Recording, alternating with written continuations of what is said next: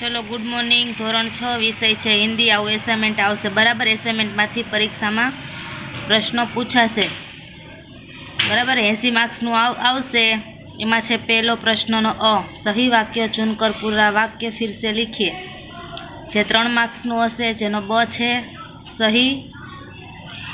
नीचे उत्तर के लिए दिए गए विकल्पों में सही विकल्प चुनिए। जे 7 प्रश्न हशे 7 मार्क्स ना हशे।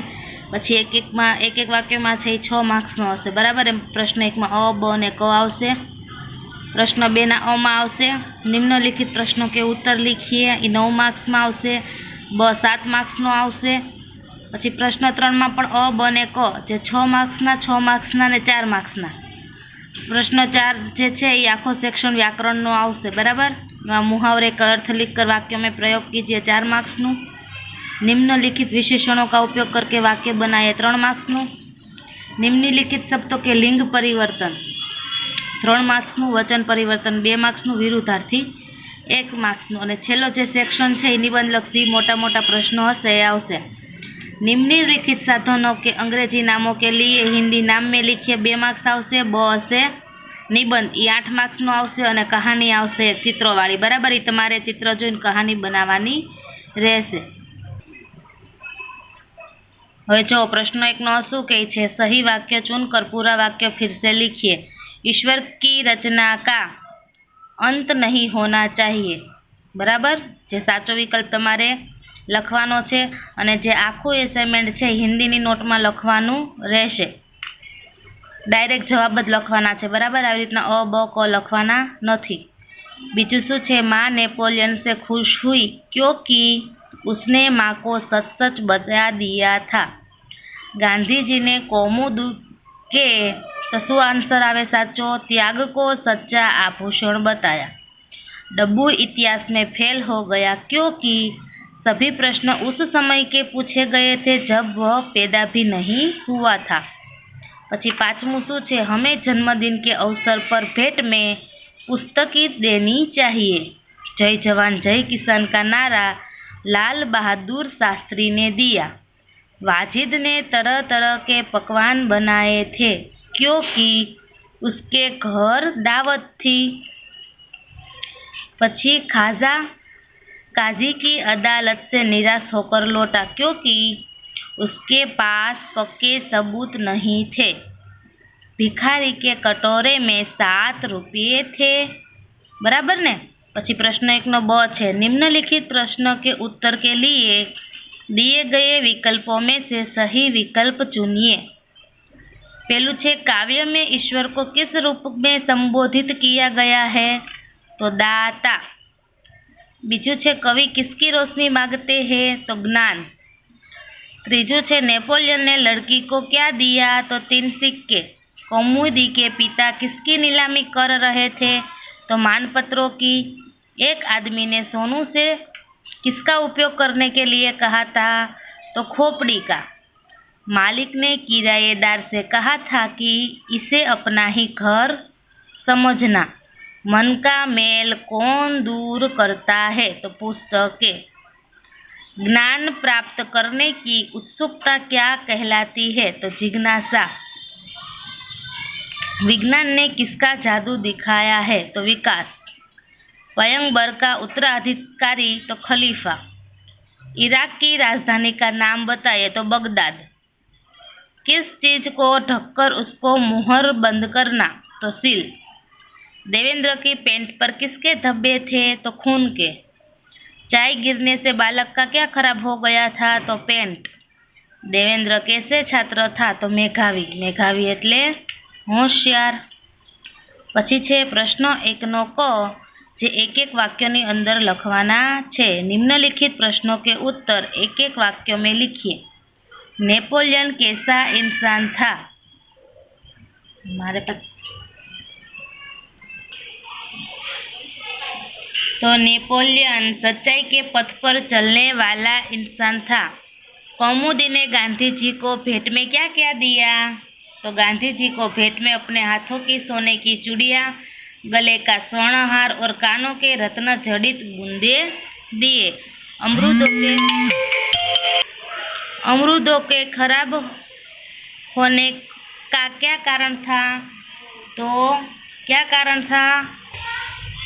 अमरूद कीचड़ में गिर गए थे। नेपोलियन लड़की को अपने घर क्यों ले गया? क्योंकि लड़की के अमरूद खराब हो जाने से उसे नुकसान हुआ था। नेपोलियन माँ से पैसे दिलाकर उसका नुकसान पूरा करवाना चाहता था, इसलिए वह लड़की को अपने घर ले गया। પછી છેલ્લું શું છે?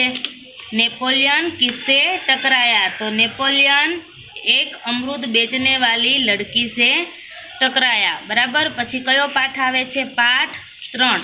बराबर। पाठ 3 ની અંદર જો पहलो प्रश्न શું છે? किराएदार घर का किराया क्यों नहीं दे रहा था? क्योंकि मालिक ने उससे घर को अपना ही घर समझकर रहने के लिए कहा था। પછી શું છે? रात के 1:30 बजे तक पढ़ने की मुन्ना की बात झूठ क्यों थी? क्योंकि मोहल्ले की लाइट 11 बजे के बाद चली गई थी। પછી पूजन मनोज से क्या आशा करता है? तो पूजन मनोज से यह आशा करता है कि वह किसी अच्छी किताब का कम से कम एक पन्ना रोज पढ़े। पत्र कब और कहाँ लिखा गया है? तो पत्र 4 अगस्त 2011 को 195 उमियानगर सोसाइटी मुंद्रा जिला कच्छ से लिखा गया है। पत्र किस विषय के बारे में लिखा गया है? तो पत्र पुस्तकों के महत्व के बारे में लिखा गया है। पुस्तकों के बारे में गांधी जी ने क्या कहा था? तो पुस्तकों के बारे में गांधी जी ने कहा था कि पुस्तक हमारे मन के लिए साबुन का कार्य करती है। बराबर। પછી આપણે આવ્યા પાઠ 6। बराबर ने? पाठ 6 ની અંદર શું છે? પહેલો પ્રશ્ન તો જુઓ, अली ख्वाजा ने तेल का घड़ा कहाँ रखा? अली ख्वाजा ने तेल का घड़ा अपने मित्र और पड़ोसी की वाजिद के घर के तहखाने में रखा। लोगों ने ख्वाजा को क्या सलाह दी? लोगों ने ख्वाजा को काजी की अदालत में जाने की सलाह दी। वाजिद के घर में तेल क्यों खत्म हो गया था? क्योंकि दावत के कारण तरह तरह के पकवान बनाए गए थे, इसलिए तेल खत्म हो गया था। પછી शहर में भेष बदलकर घूमते समय खलीफा ने क्या देखा? तो शहर में भेष बदलकर घूमते हुए खलीफा ने कुछ लड़कों को न्यायालय का खेल खेलते हुए देखा। बराबर। પછી કયો પાઠ આવે છે? 7મો પાઠ આવે છે। 7મા પાઠની અંદર પહેલો પ્રશ્ન છે, बालक ने भिखारी को पैसे क्यों नहीं दिए? बालक ने भिखारी को पैसे नहीं दिए क्योंकि उसे पिक्चर देखनी थी, जिससे टिकट में भी 8 कम पड़ रही थी।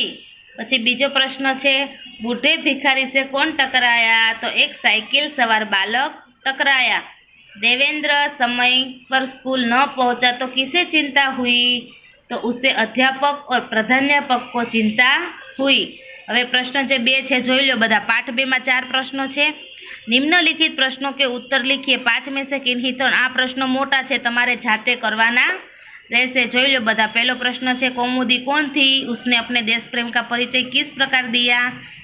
बीजो है, नेपोलियन को सच बोलने का क्या परिणाम भुगतना पड़ा? तीजो है, इंसान अनूठा कब कहलाता है? चौथो है, बापू धन इकट्ठा क्यों कर रहे थे? પછી ત્રીજો છે, ठहका मारकर हंसो और 100 साल जियो इस विधान का उदाहरण देकर स्पष्टीकरण कीजिए। પછી पाठ 4 છે, पहलू है, पूजन ने मनोज को कई दिन बाद पत्र क्यों लिखा? बीजो है, किताबों का महत्व अथवा हमें पुस्तक क्यों पढ़नी चाहिए? પછી पाठ 6 નો पहलो है, वास्तविकता जानने पर खलीफा ने क्या निर्णय किया? बीजू है, वाजिद को कैसे पता चला कि घड़े में मोहरे है? बराबर। પછી जो ત્રીજો છે, खलीफा ने हसन को अपने दरबार में क्यों बुलाया? चौथू है, तेलियों की बात सुनकर वाजिद क्यों घबराया? 5मू है, अली ख्वाजा और वाजिद के बीच झगड़ा क्यों हुआ? पाठ 7, बूट पालिश वाले ने राहगीर से क्या कहा? बीजू है, देवेंद्र भिखारी को अस्पताल क्यों ले गया? तीजू है, देवेंद्र ने परीक्षा होने के बावजूद भी भिखारी की मदद क्यों की? चौथू है, प्रधानाध्यापक ने देवेंद्र का पिता का क्यों बधाई दी? પછી પ્રશ્ન 2 નો બ છે, જો નિમ્નલિખિત रिक्त स्थानों की पूर्ति कीजिए એટલે કે ખાલી જગ્યા છે। પેલું हर बुराई से बचते रहे हम, हर कर दे पावन, हर एक मन का खाली जगह तो कोना, खो न दे खुद को ही खाली जगह से तो दुश्मनी से, लड़की खाली जगह बेचने के लिए जा रही थी तो एनो जवाब आवशे अमरूद। पांचमું છે, नेपोलियन के टकराने से उसकी खाली जगह नीचे गिर पड़ी तो टोकरी। गांधी जी ने उपस्थित बहनों से खाली जगह की भीख मांगी तो जेवरों। मैं खाली जगह से किल ठोक रहा था तो पत्थर। रात को खाली जगह बजे के बाद सारे मोहल्ले की लाइट चली गई थी तो 11। पुस्तक के मन के मेल के लिए खाली जगह का कार्य करती है तो साबुन। किताबें ज्ञान का खाली जगह है तो स्रोत। किताबों से हमारी खाली जगह पूर्ण होती है तो जिज्ञासा। नए नए खाली जगह बनाए तो उपकरण। खाली जगह का शुरू सिलसिला तो सुविधाओं। एक दिन वाजिद के घर खाली जगह थी तो दावत। उसने उन मोहरों को अपनी खाली जगह में छिपा कर रख दिया तो तिजोरी। एक सप्ताह का बाद समय खाली जगह के लिए दिया गया तो सुनवाई। इस अंधे ने तो खाली जगह ही खराब कर दिया तो शकुन। अरे तुम्हारे पाँव में तो खाली जगह चोट है तो गहरी। वह तो प्रथम खाली जगह में उत्तीर्ण होने वाला छात्रों में से है तो श्रेणी। अरे हट, खाली जगह की तरह चिपक जाता है तो जोक। बराबर ने? चलो प्रश्न 3 નો અ જે છે એ નેક્સ્ટ લેક્ચરની અંદર કરાવવાનો છે। બરાબર, ચલો આવજો।